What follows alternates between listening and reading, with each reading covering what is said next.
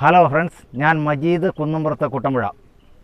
ഞാനിന്നൊരു chicken roast ചെയ്യുന്ന ഒരു പരിപാടിയാണ് അവതരിപ്പിക്കാൻ പോകുന്നത്. നമുക്ക് നേരെ വീഡിയോയിലേക്ക് പോകാം.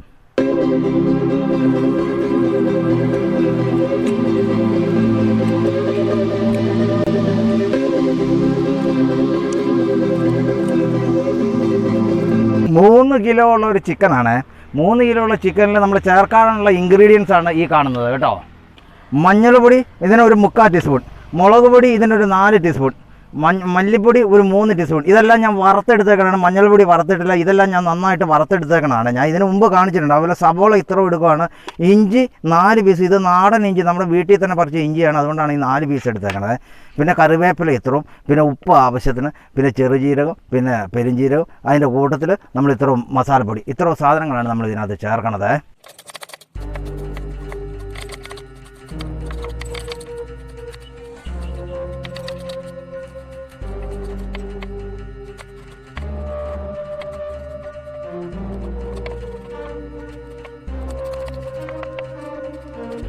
ഇത് 3 കിലോ ഉള്ളൊരു കോഴിയായിരുന്നു. അപ്പോൾ ഒരു 200 ഇറച്ചിയൊക്കെ കിട്ടുമായിരിക്കും. 200 ഇറച്ചി, ഏകദേശം 2 കിലോയുടെ മുകളിൽ 200 ഇറച്ചി.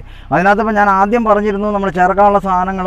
മുളക് പൊടി ഒരു 4 ടീസ്പൂൺ ഞാൻ വറുത്തെടുത്തിട്ടുണ്ട്, മല്ലിപ്പൊടി 3 ടീസ്പൂൺ വറുത്തെടുത്തിട്ടുണ്ട്, മുളക് പൊടി മഞ്ഞൾപ്പൊടി ഇത്രയും ഉണ്ട്, പിന്നെ സബോള ആ കാണിച്ചിരുന്ന അത്ര ഉണ്ട്, കറിവേപ്പില ഇത്ര ഉണ്ട്, അതുപോലെ മുളക് 5-6 ഉണ്ട്. പിന്നെ ഇതിപ്പോൾ ഇഞ്ചി ഇച്ചിരി കൂടുതൽ എടുത്തിട്ടുണ്ട്. ഇത് നാടൻ ഇഞ്ചി ആയതുകൊണ്ടാണ്, നാടൻ ഇഞ്ചി ആയതുകൊണ്ടാണ് ഈ സാധനം ഇത്ര എടുത്തിരിക്കുന്നത് കേട്ടോ. ഇത് പിന്നെ ഇതിനകത്ത് ചേർക്കുന്ന സാധനങ്ങളെന്ന് പറഞ്ഞാൽ ഈ 2 സാധനങ്ങൾ, ചെറുജീരകവും പെരുംജീരകം, ഇതെല്ലാം വറുത്തെടുത്തേക്കാണ്.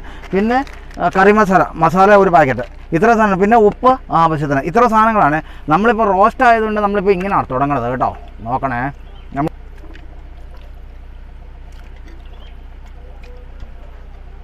കറിവേപ്പില ഇടുവാണ്,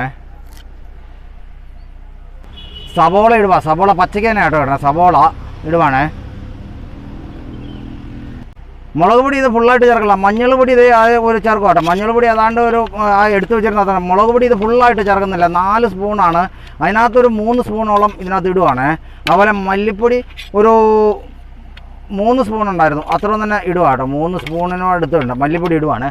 അപ്പോൾ പിന്നെ ഇനി അടുത്തത് ഉപ്പാണ് ഇടാൻ പോണേ. ഇത് ഉപ്പ്, അതായത് 1 സ്പൂൺ ഉപ്പോളം ഇടുക, 1 സ്പൂൺ, അതായത് കല്ലുപ്പാണ് ഇത് ഇടണത്. അപ്പോൾ നോക്കണം, ഉപ്പ് കൂടാൻ പാടില്ല, ഒരു ലേശം ഉപ്പും കൂടി ഇടുവാണ്. ഉപ്പ് വേണമെങ്കിൽ നമുക്ക് രണ്ടാമത് ചേർക്കാമല്ലോ. ഇത് വെള്ളം ഒഴിക്കാണ്ട് ഇതൊന്ന് മിക്സ് ചെയ്യുക കേട്ടോ. നോക്കണേ, ഇത് വെള്ളം ഒഴിക്കാണ്ട് ഇതെല്ലാം കൂടി ഒന്ന് മിക്സ് ചെയ്യുക. എന്നിട്ടാണ് നമ്മൾ അടുപ്പത്ത് വയ്ക്കാൻ ഉദ്ദേശിക്കുന്നത് കേട്ടോ.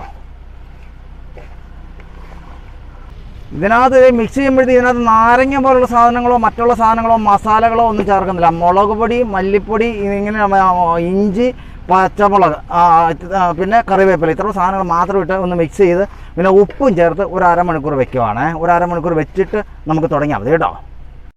ഞാൻ ഇതിനകത്ത് ഇഞ്ചിയും പച്ചമുളകും കൂടി ചേർത്തിട്ടുണ്ട് കേട്ടോ. നോക്കണേ, ഇഞ്ചി ഇതിനകത്ത് ഒരു ഇത്തിരി കൂടുതലാണ്. നാടൻ ഇഞ്ചി ആയതുകൊണ്ടാണ് ഞാൻ അത്ര ഇഞ്ചി ഇട്ടേക്കണത്. നിങ്ങൾ ഈ ഇഞ്ചി മേടിക്കുന്ന ഇഞ്ചിയൊക്കെ ആണെങ്കിൽ ഇത്രയും ചേർക്കണ്ട കേട്ടോ. അത് നോക്കണം, അത് ഇഞ്ചിയുടെ കണ്ടീഷൻ അനുസരിച്ചേ ഇഞ്ചി ചേർക്കാവുള്ളൂ, അല്ലെങ്കിൽ എരിവ് ഓവറായി പോകുമേ.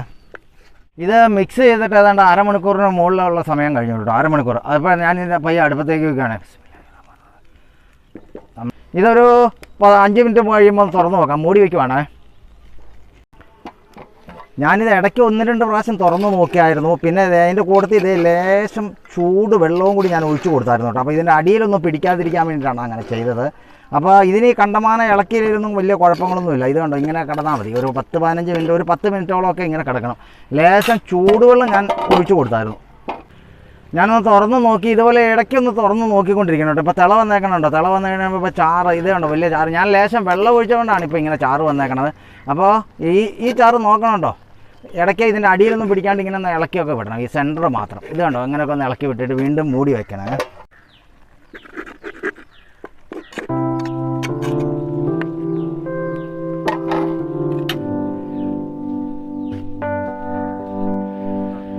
ഈ ചെറുജീരകവും പെരുംജീരകവും കൂടി ഇതിനകത്തിട്ട് ചെറുതായിട്ടൊന്ന് ഇടിച്ചെടുക്കുക കേട്ടോ. ഒരു 1/2 ടീസ്പൂൺ, ആ ചെറിയ സ്പൂണിന് ഒരു 1/4 ടീസ്പൂൺ വീതമുണ്ട്. രണ്ടും ചെറുതായിട്ട് ഇടിച്ചെടുക്കുക കേട്ടോ.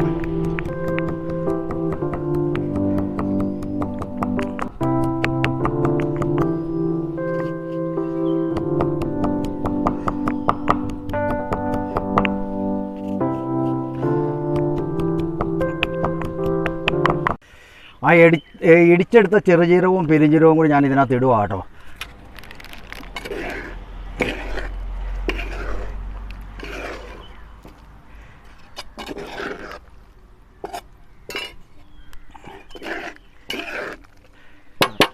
ഇച്ചിരി എരിവ് കുറവുണ്ട്, അപ്പോൾ ഞാൻ ഇതിനെ ഇടുക കേട്ടോ. നിങ്ങളുടെ എരിവ് നോക്കിയിട്ടേ ഇടാവുള്ളൂ. ഞാനിപ്പോൾ എനിക്ക് എൻ്റെ നോട്ടത്തിൽ ഒരു എരിവ് കുറവുണ്ട്, അപ്പോൾ ഞാൻ ഇതങ്ങ് ഇടുവാണേ.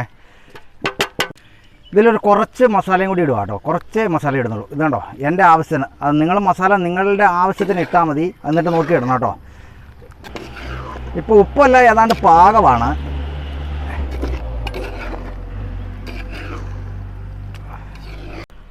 ഞാൻ ഇത് ഏതാണ്ട് വേവെല്ലാം പൂർത്തിയായിട്ടുണ്ട്. നല്ല രുചിയാണ്. ഇതിപ്പോൾ ഏതാണ്ട് നല്ല ടേസ്റ്റുമാണ് ഇതിന്. കാരണം ഞാൻ പറഞ്ഞ രീതിയിൽ കാര്യങ്ങളെല്ലാം കൃത്യമായിട്ട് കൈകാര്യം ചെയ്യുകയാണെങ്കിൽ നല്ല രുചിയാണ്. ഞാൻ പാചകം ചെയ്തുകൊണ്ടിരുന്ന എല്ലാ സ്ഥലങ്ങളിലും, അതായത് അവിടെ എല്ലാവർക്കും ഏറ്റവും ഇഷ്ടപ്പെട്ട ഒരു കറിയാണിത്. ഇനി ഇതിനകത്ത് എണ്ണയുടെ ഒരു പരിപാടിയുണ്ട്, അത് കാണിച്ചു തരാം. ഈ ചൂടായ പാനിലേക്ക് കുറച്ച് വെളിച്ചെണ്ണ ഒഴിക്കുകയാണ്. വെളിച്ചെണ്ണ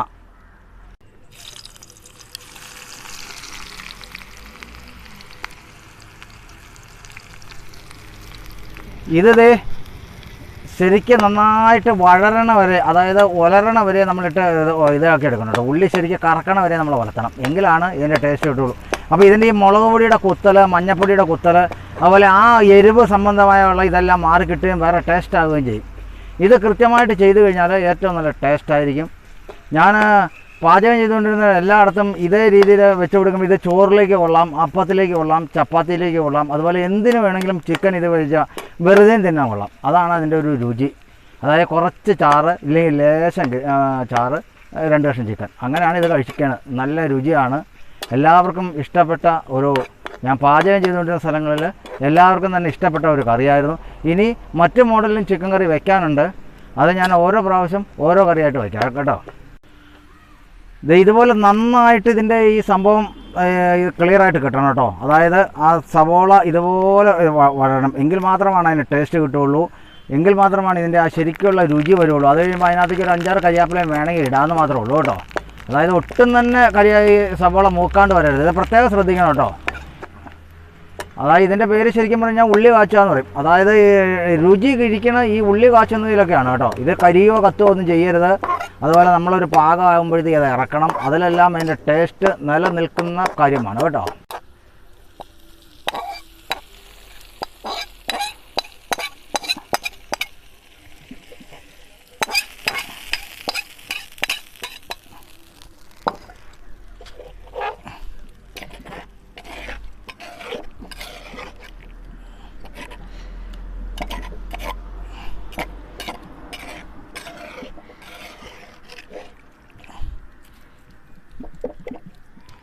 ഞാൻ എൻ്റെ ചിക്കൻ റോസ്റ്റിൻ്റെ നിർമ്മാണം പൂർത്തിയായി കഴിഞ്ഞു.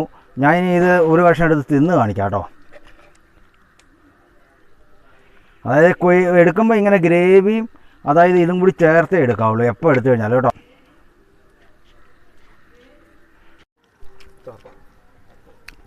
എൻ്റെ ചിക്കൻ റോസ്റ്റ് പൂർത്തിയായി കഴിഞ്ഞു. നിങ്ങൾ ഇതുപോലെ തന്നെ തയ്യാറാക്കണം, ഇതുപോലെ തന്നെ കഴിക്കണം.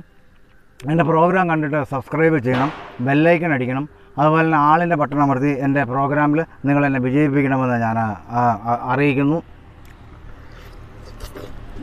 ഇത് നല്ല രുചിയാണ് ഈ കറി, അതാണ് ഈ കറിയുടെ ഒരു പ്രത്യേകത.